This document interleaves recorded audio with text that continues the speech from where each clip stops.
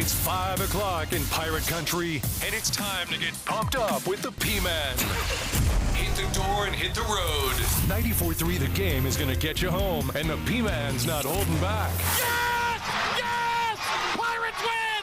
Pirates win! Bring on the Patrick Johnson Show on 94.3 The Game. Holy mackerel! Oh, my goodness! The flagship station of the ECU Pirates. All right, we are up and running on a Monday. Nice to have you with us. Great P-Man here with you, and we welcome in a triumphant return the one and only Philip the Ref Pilkington is back from his week abroad. Pilk, I don't know what happened here, but Buscemi did something last week, and we've now, for the video audience, we've got the black screen things on the side. So I don't know what happened there, but maybe you can figure it out because you can undo the bad that was done by Buscemi. How about that? Ah, there we go. Yeah, that's it. Now we're looking. Look at that. He's already back, baby, and he's fixing all the world's problems. Hey, I don't know if I could fix all the world's problems, but I do appreciate the compliment. You could fix Buscemi. Now let's for those that have not seen Philip the Ref Pilkington, as he's punched himself up on video, he's got a beet red face. And he's got blonde hair. He looks like the Nature Boy. What is this? The Nature Boy. Is that did you do a hair dye situation down in Costa Rica or wherever the hell you were? No, I did not do a hair dye situation. It just it turns quick, man. When I was a kid, I was blonde headed through early middle school. So now it still gets pretty blonde in the summertime, and you can't really tell in the video feed, but I got a nice raccoon look going on with the sunglasses tan right here. It's kind of dark and then white and then back to dark again. Yeah. If the Nature Boy were an animal and a raccoon, you'd be the Nature Boy. All right. Well, it's great to have you back. Thanks to Dom Kasolki for filling in last week ably. It's great to have Henry. It's great to have Pilkington back with us here this afternoon and all week. So we are in our final week of shows before we take a little bit of a summer hiatus for a couple weeks. And we're working through some of the other scheduling matters as far as the show goes during the course of the summer. So stand by for all of that information this week. We've confirmed a couple things to set the table for you today and for the week. Now, we got Brian LaBlanc coming up. The Canes have got a new GM, and it's like they hired a computer. Like a cross between Elon Musk and a computer. That is this new guy who's the Canes' new GM. So I'm going to ask LeBlanc about that from Canes Country, the blog that covers the Canes from SB Nation. We've also got this week with us tomorrow, head coach of the baseball team at East Carolina University, my friend, my pal, fellow Pirate alum, Cliff Godwin, will join the show. And then we'll have Mayor P.J. Conley a little later on in the week, kind of set the table for what's going on next week in Greenville for the July 4th holiday, and also set the table for what to expect with city business in the coming weeks, and set the table a little bit for I'll just get his reaction. There's a lot of growth in the uptown or the downtown district. There is, the new baseball team, summer league team, the Yard Gnomes. Speaking of the Yard Gnomes, let's take a look at, as we promised, the video. Mark Miller from our sister station, 107.9 WNCT, and he was on with us Friday. Pilk, did you see the video of him throwing out the pitch 11 years ago at a Morehead City Marlins game? Unfortunately, I've seen it. Bad would be too kind of a description for that throw. It wasn't quite as bad as John Wall, but it was bad. Well, it was bad. Or Fitty. We challenged him to get it right this time because he threw out the first pitch at Saturday's Yard Gnomes game. So let's take a look at some of the video evidence of this. This is Mark and Laura from the morning show on 107.9 WNCT. They win all the awards every year for best morning show in the state. It makes me wonder, do we put Talk of the Town up even? Because, come on. You got it, Pilk? You got the video? Let's see it. Yep. for the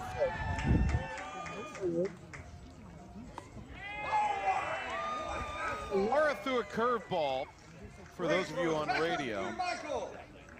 And for Miller, he kind of crow hopped and then soft tossed. You might remember he tried to do a cartoony Bugs Bunny-like wind-up 11 years ago and airmailed it. This time he kind of quasi crow hopped with an 80s wig on because it was 80s and 90s night and just sort of soft tossed it. I think Miller was not going for velocity. And I think if he were throwing BP, he would not have even been offended had he served up a tater. I think he just wanted to get it to the plate. Laura, I didn't think she meant to do this, but it did curve. So how would you rate that compared to the other one, Pilkington? Oh, compared to the other one, it's like a 14 out of 10. I mean, it's great compared to the other one. But, oh, my goodness. Yeah, not surprised. He lollipopped it up there. Yeah, not surprised to see Mark throw a little finesse with the crow hop in there. Because, that's what Mark does. He's an entertainer, right? He's not an athlete. Right. He's an entertainer. That's why he's on the radio. That's why he goes to all these remotes. Yeah, right. This is why the people love Mark Miller. So the wig, the crow hop, all that, it's part of the entertainment. It's part of the show. And he entertained the people. When he put the crow hop on, I thought, oh, gosh, he's unleashing this, and it's going to hurt somebody.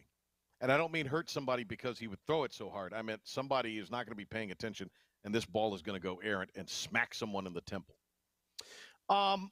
More from yesterday and from the weekend. Scotty Scheffler winning for the 6th time on the links. No surprise there. And, well, I tell you what, before we go to that, why don't we play this? I saw this weekend. The captain, number 2, Derek Jeter. And this is interesting because the Canes hired this guy who's very much an analytics, sabermetrics guy, data guy, never played hockey. I don't think he's ever done anything really. The most athletic, this new GM for the Canes, the most athletic thing he's ever done, the new GM for the Canes, is probably put his socks on in the morning. That might be the most athletic endeavor he's ever tried. And I say that with all due respect because he's got like Ivy League degrees and more than 24 patents. I don't even have a single patent. But this guy, it's kind of interesting because Derek Jeter, Jeter still owns the Marlins, or does he run the Marlins? What is his role in that? I knew you would know, remember. No, that's bad. I know. I think he kind of runs them. Part owner. Okay. Yeah. So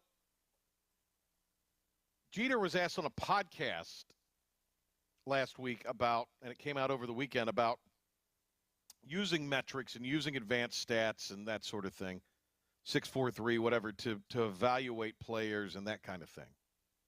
And there's something really germane in this comment that Jeter says. It's not what you think it is. I want you to listen to it, and then I'll give you the idea of what he is talking about, the germane point of this. Hit it, Pilk. Man, it's all analytics. Right. It's all, analytics have taken over the game. I always think anytime you make a decision, you want to have as much information as you possibly can, right? Right. If you say no to that, then you're not doing your job. But I also think you can't measure everything. Right? Mr. Torrey, Joe Torrey, used to always say you can't measure person's heartbeat. People have heartbeats, right? You can't necessarily just take a player from Milwaukee and plug him into New York and think the same thing's going to happen. There's more pressures, You have to get to know people. And so analytics can't measure everything. And I think the game has gotten very, very analytical. Now, what he said there about you can't measure heartbeat, that's the snappy headline. But what he's right about is, and this was so smart on Jeter's part, you can't take a guy from Milwaukee and drop him in New York to play for the Yankees or even the Mets and expect similar results, unless they're just a fantastic player. Right? I mean, would you agree with that? There's a big difference if you're Albert Pujols and you were playing in St. Louis, which is a baseball town, but it's a different set of pressures than you had playing in Los Angeles. And he was still productive in L.A., but it just seemed like that the team was never what it was when he was in St. Louis. Do you follow me there, Pilk? I thought that was really smart by Jeter. That was really, really smart by Jeter. It is. And, this has happened time and time again. If, we thought about it and did our research, we could pull multiples. You just used one great example, but the list goes on and on. And I think he meant it kind of in two ways. A, what you just said. But B, also, how does a guy fit into your locker room? And, we talk about this all the time with Coach Godwin. Sometimes there's great players that just don't fit your chemistry. So there's that on top of, like you said, different markets are different clubhouses are different, and at the end of the day, that stuff cannot be measured with data. It can only be measured with intangibles, and that's what makes it so hard to be a scout, to be a GM. You've got to look into the heart of a kid and figure out if he's going to fit in your clubhouse because, hey, man, there's a lot of kids out there with good numbers. There's a lot of talented baseball players, hockey players, basketball players, and so on, but it's a different world. Yeah, and again, the heartbeat, he's not talking about, oh, the person's got guts and they can perform. He's talking about just what Pilk said. Do you fit the culture? Do you fit in? But also, can you deal with the pressure in playing in a place like his experience in New York? Or if you've signed a big deal, can you handle? Yeah, that's what I think is fascinating about the NIL right now is there are kids getting a lot of money. And while the athletes of today are probably athletically more gifted on average than the athletes of a generation or more ago,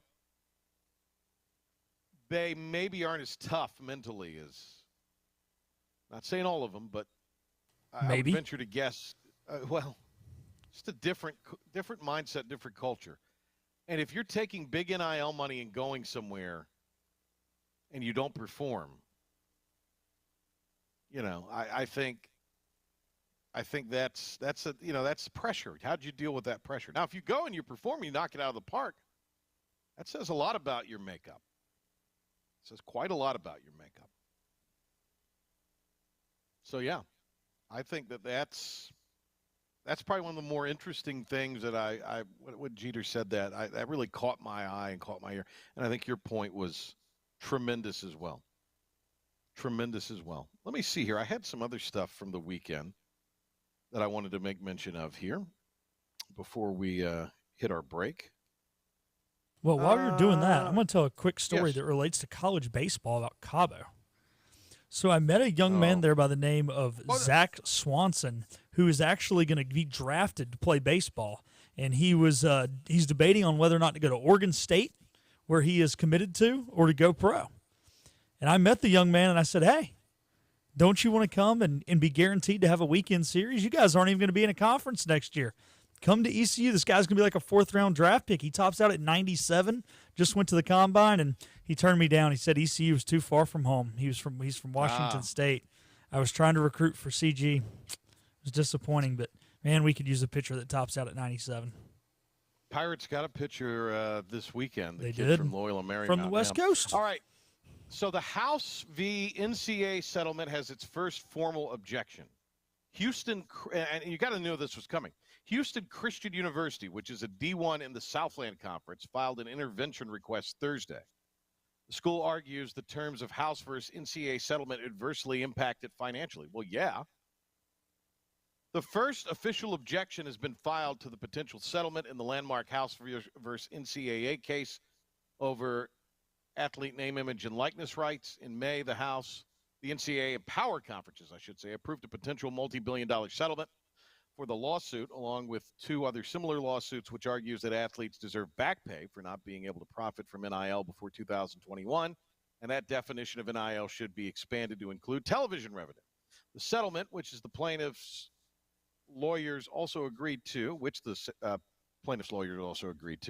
would require power conference schools to start revenue sharing with players, as well as $2.7 billion in damages in conjunction with the NCAA. Non-power conference schools were not defendants. So this, to me, does seem sort of, it's like taxation without representation, isn't it? You don't have a vote on this, but you got to pony up. Not every D1 is happy about the settlement. Houston Christian filed a request for intervention to the settlement. The school argued in court documents that the settlement would adversely impact the school's finances and cause the cost of attendance to rise due to the school's loss of funds. Though not specified, HCU's complaint likely refers to the plan the NCAA has laid out for covering its portion of the damages. The governing body will reduce its annual revenue distribution to conferences in order to cover its portion of damages over a 10-year period with the amount of more than $1 billion. So they're just choking the little guy out. That's really what it is, right? It's the world we live in. Choke the little guy out. Let's get a break. We'll come back, talk about this game that was announced, ECU Clemson, and we'll play also the clip from golf yesterday up in Connecticut, where a bunch of wackos stormed the green at 18 as Scotty Scheffler and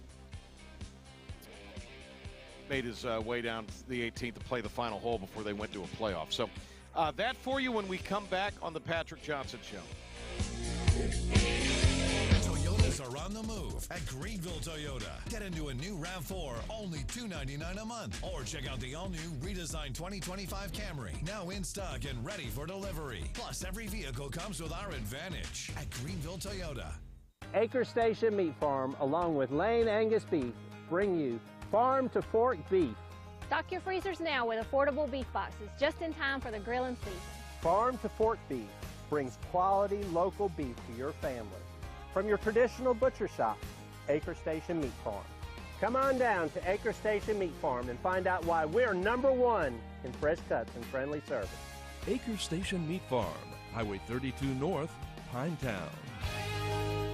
Other restaurants claim their food is fresh and fast, but are they friendly? At Moore's, you're treated like family the minute you walk into their doors. With locations in Winterville, New Bern, Swansboro, Morehead City, and Jacksonville. We've been practicing what we preach since 1945. At Moore's, our barbecue is slow cooked and smoked over real wood daily until it's so tender it's falling off the bone. Combined with our fresh chicken, cooked to order seafood, and homemade fixins, we're sure you'll agree. If it's not Moore's, it's less. You know what the problem is with standard belts? Usually you have to choose between too tight or the opposite, too loose. But with Anson Belt and Buckle, you don't have to choose. We got rid of the holes and instead have a track system designed for micro-adjustability. That way you can enjoy a perfect fit every time. Anson Belt and Buckle. Find your perfect fit today.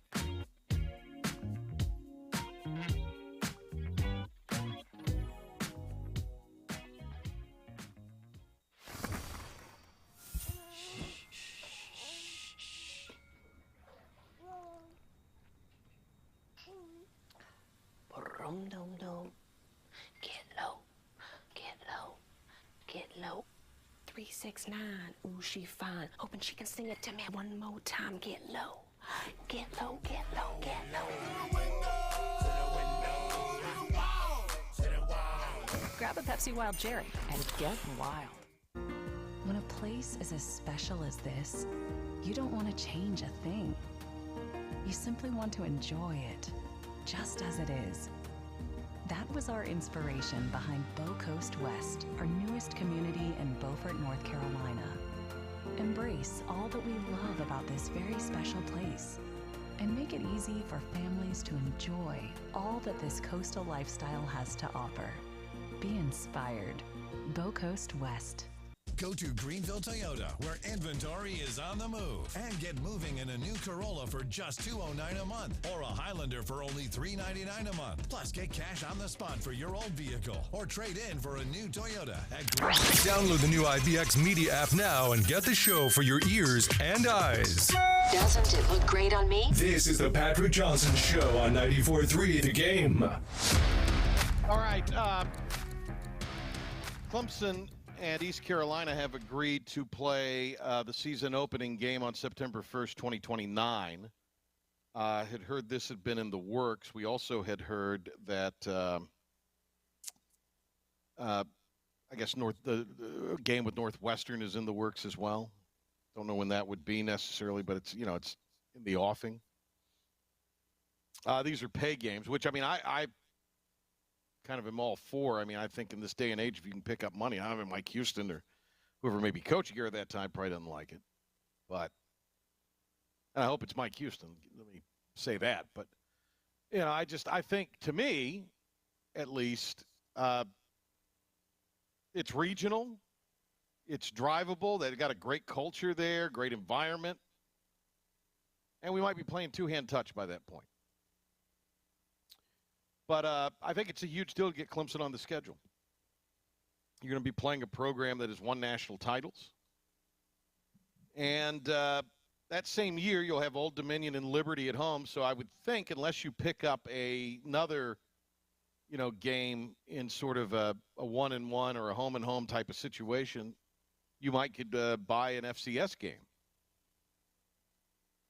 So get yourself 3 home games and go into Clemson for a good amount of money. Pilk, I'm excited about that. How can you not be? Athletic departments all across the country, with the exception of the ones in the SEC, the Big Ten, are broke. That's not me letting a hat out of the bag on anything with East Carolina. I mean, we're in the majority. And when you can land these games, as we did this year at Michigan, it's a lot of money. It helps you fly your girls' tennis team to Rice because somehow teams in Texas are in our conference. Don't ask me how. But it's stuff you need. And like you said, I mean, does the coach want to see it? Probably not. But, hey, with the expanded college football playoff, go out there and win your conference, and you should be good. And what would really help, like Clemson, and is an ACC win on their resume. So, teams have done it. They are. Could be an SEC win by then. That's true. But, teams have done it. I mean, look at when Boise State was kind of at their reign. The reason why they were getting Fiesta Bowl bids is because one year they went down to Atlanta and played Georgia and won. One year they went out to Washington and won. They've gone to Oregon and won. And if you want to be what Boise State used to be, because that's the pinnacle of Group of 5 football, or was at the time, that's the kind of teams you got to beat. So, hey, opportunity. Now you got to take advantage of it. Yeah. Well stated there, Pilk. No, and I think this is a positive thing. And look, I don't want to say there was pressure, but I mean, there was certainly a lot of doubting Thomases who thought, well, this is not turning into a really anywhere, anytime situation. I mean, you've got a team or a situation with your coach where they're not, getting, or your AD not scheduling these brand name opponents. I think ever getting one of the power conferences opponents to schedule, it's going to be few and far between. I mean, you're not going to get too many of those in Greenville anymore, unfortunately. Unless, something happens like when we talked to Jason Sane, and he feels like that if this thing does get voted on, that it has support in both the House and the Senate on both sides of the aisle to get passed, and that would be State and Carolina playing East Carolina, App, and Charlotte on a rotating basis. And you kind of need that at this point. I think. So outside of that, I just don't know if you're going to get a lot of opportunities at home anymore. I do think it would be, and I'm not saying John Gilbert didn't try this, but, wouldn't it be interesting that maybe you say, okay, to Clemson, we'll play you at home, but we'll move that home game to Charlotte. I mean, again, you got to get the stadium in Charlotte to cooperate and that sort of thing.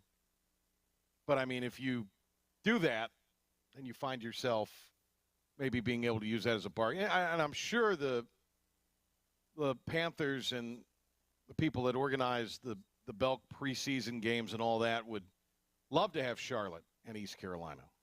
Or, excuse me, East Carolina and Clemson in their building.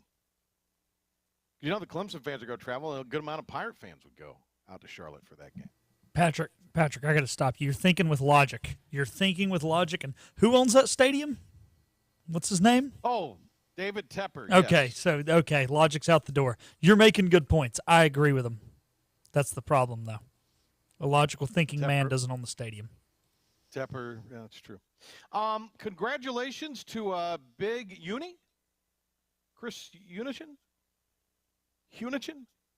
Won another $2.4 million World Series of Poker last night. Came in third in the $250K High Rollers buy-in. I corresponded with him this weekend. Says he'll be on the show sometime later in the summer. He's busy making money right now. Has no time to focus on this tomfoolery. But I thought that was pretty cool. Really great guy. Big ECU fan. Good dude. So I'm happy for him. That's awesome that he's done that because I think he's toiled for years and years and years and years. Let's see here. Let's hit the golf soundbite, Pilg. This ought to be right up your alley here. These environmental wackos go out and are throwing, was it like a chalk bomb? What was it they were throwing into the air? It kind of looked to me, the first guy ran out with the things, you know when the ECU runs out of the tunnel? They got some of the cheerleaders that have the smoke. Yeah. That was the first thing. And then I think the other thing, it almost kind of looked like a smoke bomb, but like you said, that didn't have to be lit, kind of a chalky thing. Like the powder you would throw out if you were doing a gender reveal. Yeah. Or if you're doing one of the color runs. That's kind of what it looked like, that kind of powder. And it got all over the green. And thankfully they were able to putt out. But this is how it sounded on CBS yesterday. Oh, boy.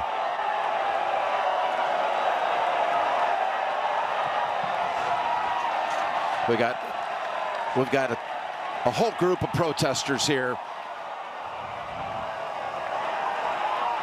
And they've been tackled on the ground, on the green. Police have responded quickly, but we've got, I see 4 protesters that have been handcuffed. They just came flying down the hill out of the gallery. There's some red powder right in the area of the cup. Yeah, about 4 feet away. And as everybody was running around the green, you kind of wonder what sort of footprints were left out there. Other than the paint, Trevor, there is no apparent damage. Police did a wonderful job. Yes, they did. The Cromwell Police Department was on it quickly. They had shirts on that said no golf on a dead planet. These 6 climate protesters, morons, face just a myriad of charges now. This after Tom Kim and Akshay Bahisha and Scotty Scheffler were making their way up there. Let's see here. Play the very beginning of that again, Pilk. Oh, boy. All right, so stop it there. When Nance said, oh, boy, I bet he thought it was a streaker. The way he said it, I guess he thought it was a streaker. Oh, boy. You can't blame him because, you know, with golf, you're not really seeing what's going on. You're looking at the monitors. Right. You're watching the monitor. Well, yeah. If you're doing television, you're watching the monitors. Yeah. True, yeah. Maybe unless you're basketball. Seymour, you look over the top. Yeah. You look over the top of the monitor during the game. Yeah. But yes, you watch the monitors so you can react to what's on the screen. But with golf, you're in the tower, and you're relying on that very, very heavily because those are your best shots to see what's going on. But I'm sure he caught it out of the corner of his eye, and then, I mean, you don't know if somebody's going streaking. Yeah. Right? You just see a human running. In golf, it's so – there's only so many people there, right? You know, football, it's like, oh, crap, is that a ball boy? Is that, you know, something like golf, there's only 6 guys out there. There's 3 caddies, 3 golfers, I guess, and the guy who holds the score thing. So there's like 7. There's some people around the green. I get what you're saying, and there's some people inside the ropes, but but like at the U.S. Open and Pinehurst, they said they had 50,000 the last day. So I mean, there's plenty of people that could run, and unlike, you know, these other, probably not the most. I'm not saying it's not safe or not secure, but it's not as maybe you couldn't do that at the Super Bowl. Well, I guess you could. Didn't we have a Super Bowl streaker a couple of years ago? Yeah, we did down in Tampa. Yeah. All right. We got Brian LaBlanc coming on. LaBlanc is from Canes Country. He's going to talk about this new Doogie Howser GM that they've got and explain why this is a good move for your Carolina Hurricanes. But right now, Philip the Ref Pilkington back from vacation with a 94-3 The Game Sports Flash update and Pirate Report. Pilk? Thank you, P-Man. It is a big night in sports as Texas A&M and Tennessee will do battle in a winner-take-all Game 3 of the College World Series at 7 o'clock. The Aggies are making their 8th College World Series appearance. They have never been crowned the champions. This is their first trip to the finals. They did win Game 1 before falling in Game 2. Tennessee has also never won it all. They're in their 7th College World Series appearance and their 3rd in the last 4 years. This is their 2nd time in the final. They lost to Oklahoma back in 1951. And then at 8 o'clock, it's Game 7 of the Stanley Cup Finals between Edmonton and Florida. The Panthers have never won Lord Stanley's Cup. The Oilers have done so 5 times, but not since 1990. The Panthers took a 3-0 series lead. The Oilers have come back to force Game 7. This is the 9th time in NHL history that the 10th time in NHL history that a team has done so. Out of the previous 9 times, only 4 times has the team that came back to force Game 7 been victorious in Game 7. It happened once in the Stanley Cup Finals. That was back in 1942 when the Maple Leafs did it to the Red Wings. Going back to college baseball, David Pierce has been fired by Texas. Coach Pierce began his time in Austin back in 2017. He took the Longhorns to 3 College World Series. This year, they went only 36-24. They were the 3 seed in the College Station Regional. They were victorious in one of those games, but fell in Game 5. Elsewhere this weekend at TPC River Highlands, Scotty Scheffler added to his win total of the season and put him at 6 when he defeated Tom Kim in a playoff hole. He's the first player since Tiger in 2009 to win 6 tournaments in the same calendar year. And in NASCAR, Christopher Bell got his 3rd win of the season on a very damp Magic Mile up in New Hampshire, the first ever NASCAR race on an oval to finish with wet weather tires. So shout out to Goodyear for allowing them to do that. That'll do it for your 94.3 The Game Sports Flash Update and Pirate Report. More on those Stanley Cup Finals in Game 7 with Brian LaBlanc right after this timeout.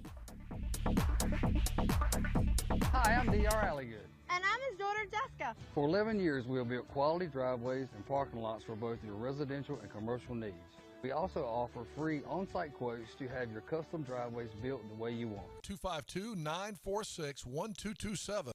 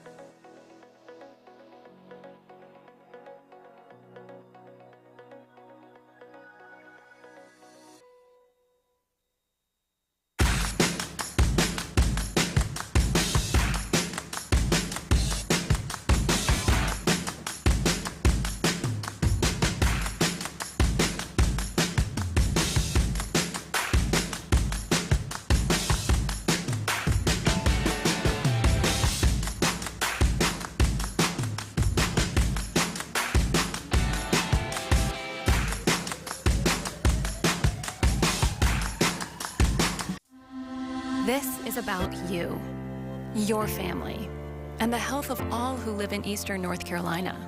This is about the transformation of a health system into something more powerful and more human, about creating new ways to treat disease and keep you well. This is about ECU Health, which is to say, it's really all about you. ECU Health. Minds, hearts, purpose. You know what the problem is with standard belts? Usually you have to choose between too tight or the opposite, too loose. But with Anson Belt and Buckle, you don't have to choose. We got rid of the holes and instead have a track system designed for micro-adjustability. That way you can enjoy a perfect fit every time. Anson Belt and Buckle. Find your perfect fit today.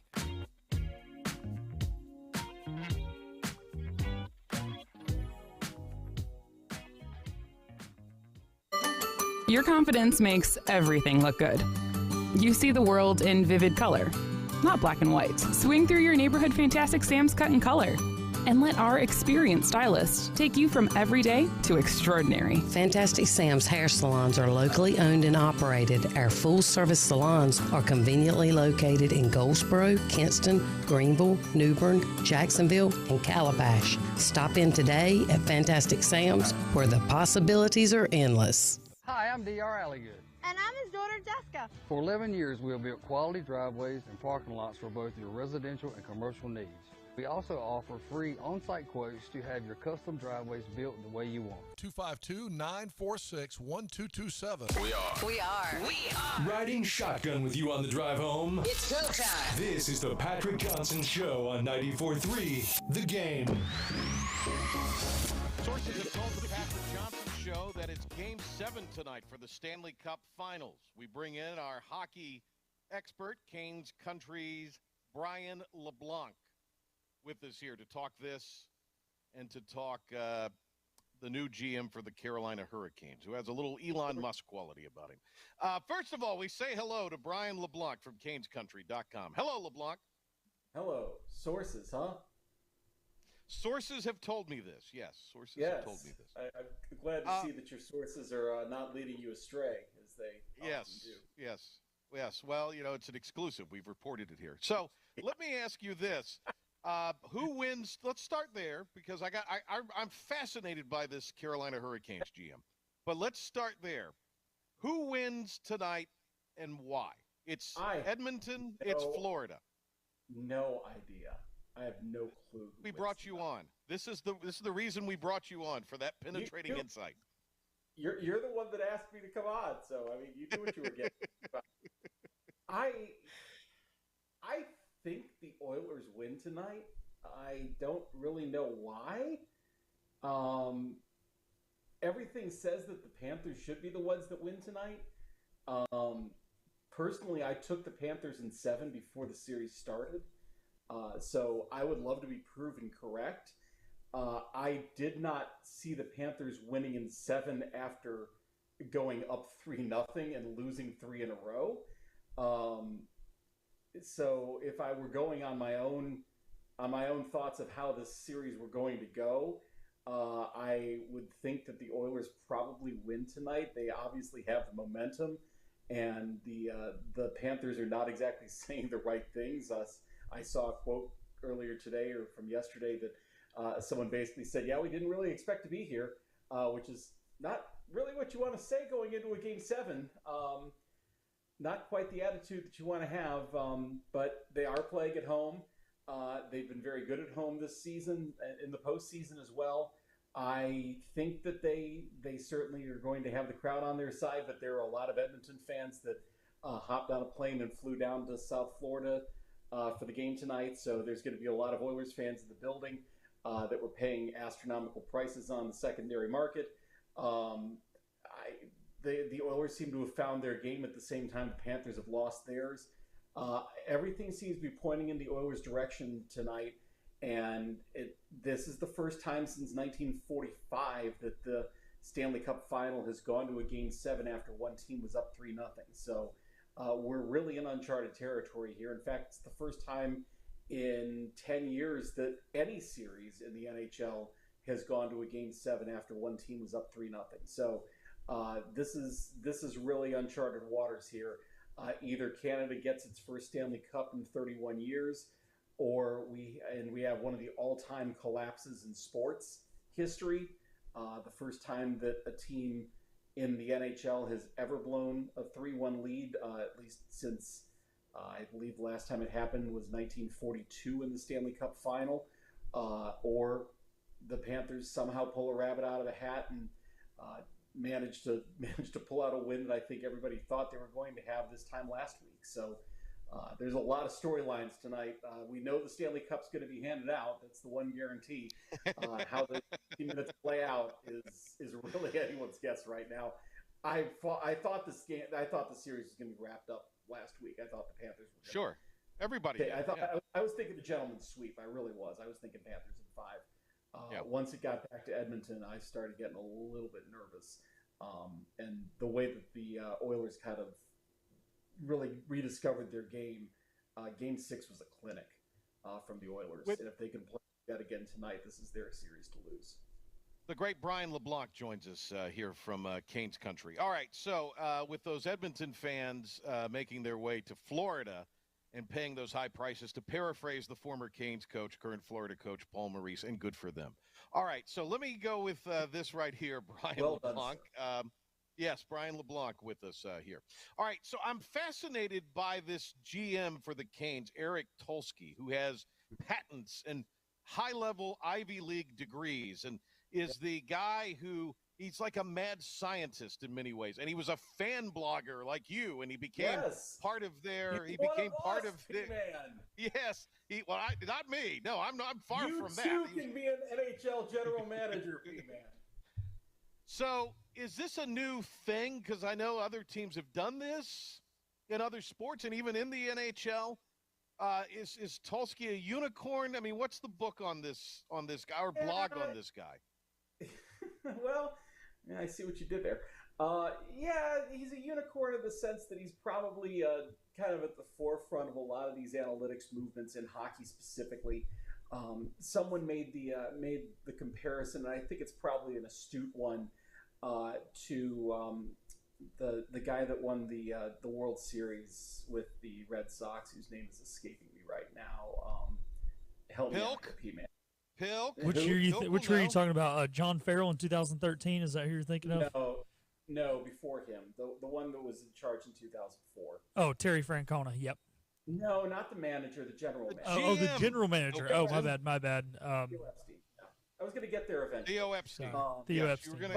Well, I was going to say Epstein, but then I knew if I said something wrong, for once, Pilk would be paying attention and yell at me. But sorry, I didn't hear Pilk GM. I was thinking manager. Pilk is out to lunch. Pilk is out to lunch, right? He's still on vacation. All right, go ahead, LeBlanc. No, it's all right. The thinking here being that Epstein didn't really have the background in, being a baseball man, quote unquote, the way that Terry Francona was a baseball man, Charlie Manuel's a baseball man, that kind of thing. Tulsky is not a hockey man in the sense of, Paul Maurice is a hockey, Jim Rutherford is a hockey man. Has not lived his life around the sport. Was a fan before he got into it as a profession, but is an analytical mind. And there's been a lot of that movement in hockey over the past, I'd say, probably 10 years. Really got ramped up about 5 years ago, I think. And Tulsky, a bunch of the other bloggers that kind of came about at about the same time, have kind of been at the forefront of this movement where, there's been this tug of war, right, between the hockey men of hockey people that don't want to use the analytics, and they're the eye test and I know what I see, and I don't need the numbers people behind their computers telling me what I see. I can see it for myself. And then there's, the stereotype of the guys with the pocket protectors and the calculators that are just sitting behind computers and, never actually watch the games. That was always a stereotype, and I think it was just kind of a fight in search of a mindset almost. Tulsky has always kind of been a behind the scenes player for the Hurricanes, but he really kind of came to the fore when Tom Dundon took over in 2018.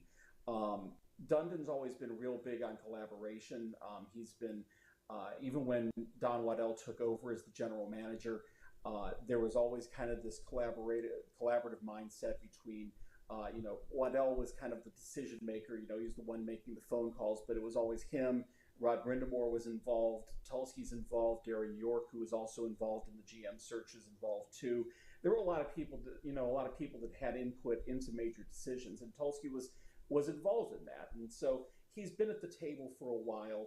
He knows how the organization operates, and in a lot of ways, hockey is kind of being dragged in this direction. I think the Hurricanes might be moving a little quicker than the rest of the industry, but there's definitely been a shift over the past 4 or 5 years, and it's moving more in this direction. So I think the Hurricanes are probably out front a little bit. Tulsky has definitely interviewed for other jobs. He interviewed for the job in Chicago a couple of years ago. He interviewed in Pittsburgh 2 or 3 years ago when they were hiring a GM. Actually, it was last off season. So right. He's been out there. He's made the rounds. A lot of that was probably information gathering rather than actually being, a finalist for any of these jobs. But a lot of these guys, teams want to talk to other teams and see how they operate. And, the Hurricanes have been a successful team with this model. So understandably, a lot of teams want to understand how the Hurricanes are having success with that. Well, if you're the Hurricanes and you have that opening and you've had success with this model, why not, there's no reason to upset the boat when one of those players leaves, as Don Waddell did a couple of months ago. So it's understandable that one of those guys expresses an interest in the job. The Hurricanes don't want to lose him. That's another part of this, is that, you want to promote from within so that you don't lose one of those players at the table. So there's a lot that went into this. And at the end of the day, it was the most logical thing to, try to keep some continuity there. But he's a known quantity. He's a known quantity within the building, obviously, but his name is out there. And so I think that while on the outside it might look a little bit interesting, a little bit different, and it definitely is different in the sense of not having been something that has been common across hockey, this is the direction that the NHL is going for sure. And I think that he'll be the first in this line. I don't think he'll be the last to make this career move coming completely from outside of the hockey ecosystem. We're talking to Canes Country's Brian LaBlanc. All right, so since we last talked to you, Brindamore, extension. What are the other things now? You heard it here. You did. First. You did call it. You did call it. What are the other things that the new GM has to face, Tulsky, to make sure that they can continue this success, that the window does stay open? So what is he facing? What does this team need to do in the offseason? Three big things they've got to take care of up front. Two restricted free agents they need to dispense with. One is the situation with Martin Necas, who is a restricted free agent, will go to market on July 1st next week. The scuttlebutt is he's probably going to be traded at some point. The draft is this weekend. That seems like a logical time. The Hurricanes are definitely listening on him. They want to make the player wants a move. He wants a new start. The Hurricanes are willing to accommodate that as long as they get a reasonable return, what they define as a reasonable return. In other words, they're not going to make a deal just to make a deal. Dumping him for spare parts is not in the cards here. But they will move him for the right deal. There's no question. Probably looking at possibly getting a center. They need some depth down the middle for sure. And if they can get a center in this deal, they will make that move. The other big restricted free agent they have to deal with is Seth Jarvis. The talks continue to try to re-sign Jarvis. He wants to be here. The Hurricanes want him here. Looking like a long-term deal is probably the most likely outcome there. Expect something to come in probably around the neighborhood of where Sebastian Aho's deal ended up last year. Would not surprise me if he's on a long-term 7-8 year deal, probably in the ballpark of $7-8 million a year. He's very valuable. The Hurricanes highly value Seth Jarvis. That is a big priority for them this offseason. And then the third one, and this is not able to be signed officially until July 1st, although everything I'm hearing is that it's probably going to happen pretty soon after July 1st, if not on the day, is signing Jacob Slavin.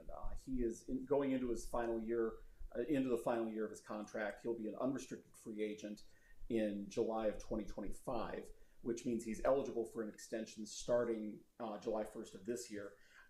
He wants to stay. The Hurricanes want him to stay.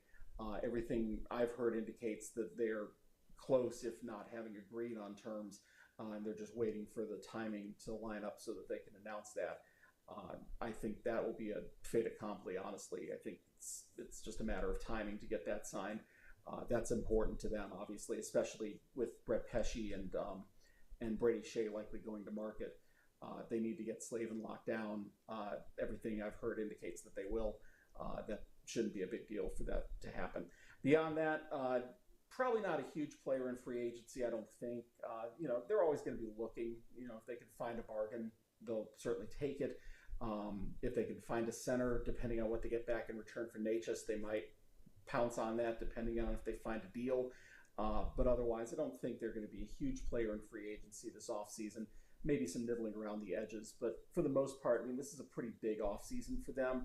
They have a lot of guys, important players. You know, I mentioned Pesci and Shea. Jordan Martinook is also up. I think he'll probably sign again, but you know, some team could back the Brinks truck up with a bunch of money. He could walk. It's possible. I doubt it, but it's possible.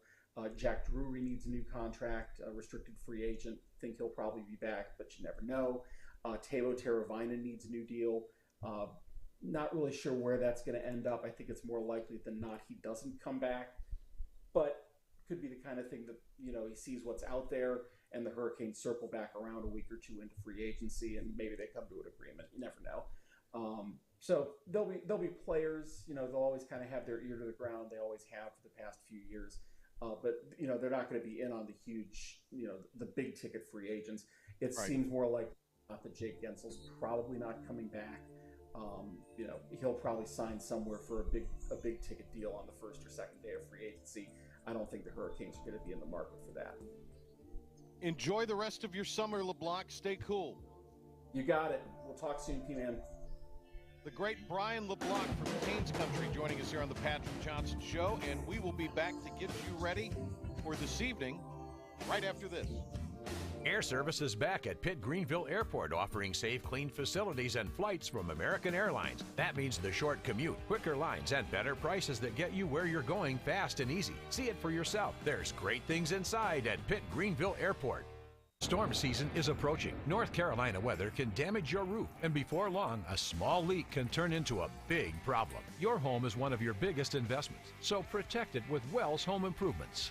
We work with all insurance companies for a hassle-free roof installation experience. Call us today and get 10% off your roof installation when you mention this commercial. 252-227-8403 or visit us online at wellshomeimprovements.com. Wells Home Improvements. Local, honest, dependable.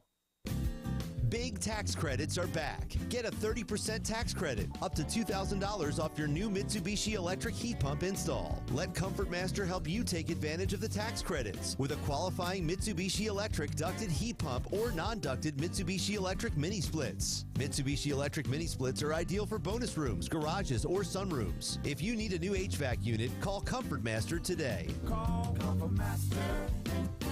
Call Comfort Master. When a place is as special as this, you don't want to change a thing. You simply want to enjoy it, just as it is. That was our inspiration behind Bow Coast West, our newest community in Beaufort, North Carolina. Embrace all that we love about this very special place, and make it easy for families to enjoy all that this coastal lifestyle has to offer. Be inspired. Bow Coast West.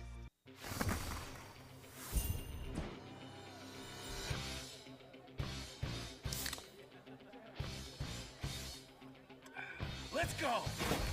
Woo! Woo! Yeah! Football time! Set the tone. Kyle, tie your shoes, tie your shoes. Yeah, good job. Woo! Yeah! Grab a Pepsi Wild Cherry and get wild. Acre Station Meat Farm, along with Lane Angus Beef, bring you farm to fork beef. Stock your freezers now with affordable beef boxes, just in time for the grilling season. Farm to fork beef brings quality local beef to your family. From your traditional butcher shop, Acre Station Meat Farm. Come on down to Acre Station Meat Farm and find out why we're #1 in fresh cuts and friendly service. Acre Station Meat Farm, Highway 32 North, Pinetown. Air Service is back at Pitt Greenville Airport, offering safe, clean facilities and flights from American Airlines. That means the short commute, quicker lines, and better prices that get you where you're going fast and easy. See it for yourself. There's great things inside at Pitt Greenville Airport. And now, the stunning conclusion of the show. It's the P-Man here on 94.3 The Game. I don't know where what you experienced, Pilk, while you were out and about. But, you know, here at the Working Man's Beach, we had this storm where the house was shaken right before the show. We had a shooting people are okay, and they caught the guy, but a shooting just after midnight Saturday. And then we had apparently a shark bite at North Topsail. Guy got bit by a shark. P-Man, it might be time for you to come back in and away from the coast a little bit. It's a little crazy out there. We have all that, but what we don't have is what they have in Emerald Isle, where this woman brought a serval, a wildcat native to Africa, to the beach. She brought it on a leash. So according to the regulations at Emerald Isle, animals are allowed on the beach, any kind of animal, I guess. But it must be on a leash, even in the water. You should not cause any disturbances, and the owners are responsible for cleaning up after them immediately. Violations of these rules can result in a $50 fine. Never mind that this jungle cat could maul you. There'd only be a fine of $50 because of the inconveniences. Did you see this, Pilkington? Yeah, it looks like a baby jaguar. At first, I thought you were actually sending me the thing of a jaguar. Yeah. It looks like it would just, with one swoop, would hit you in the jugular and rip your intestines out or something. Final Destination, whatever they'd be on now. 7? 6? So and then there's the guy that drove the boat. The boat went onto the beach this weekend down in Atlantic Beach area. Hey, man, that's just what pirates do. That's how they had to dock them back in the day. It's just not safe, I guess, anymore. I mean, can't go anywhere. Thanks to Brian LeBlanc. Tomorrow, Cliff Godwin on the show. Looking forward to talking and catching up with CG. Welcome back to Pilkington. We'll catch you tomorrow morning on Talk of the Town, and then back here on the Patrick Johnson Show on 94.3 The Game at 5 o'clock with head coach of the Baseball Pirates, Cliff Godwin. Have a great rest of your evening, everybody.